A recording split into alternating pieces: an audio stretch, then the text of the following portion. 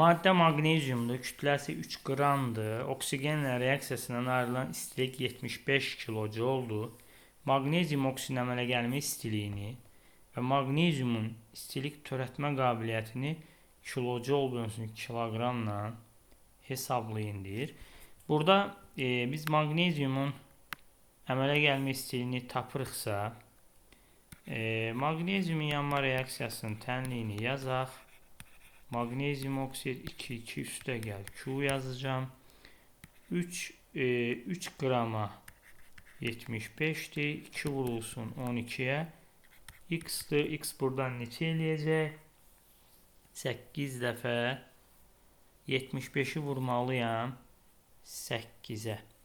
75'i də 8'e vuranda neçə eləyəcək? 600 kilojol istilik miqdarı. Əmələ gəlmə istiliyini isə Q əmələ gəlmə də eləyəcək. 600'ü bölürəm 2'ye 300 kilojol. Birin cavabı bu. 2'də nə deyir bizə? Maqneziumun istilik törətmə qabiliyyəti. Normalda gəlin baxaq. 2 vur 12. Yəni və ya heç 3 ilə də hesablaya bilərik. 3 qramı 75 isə istilik törətmə qabiliyyəti kiloqrama görə hesablayacağım.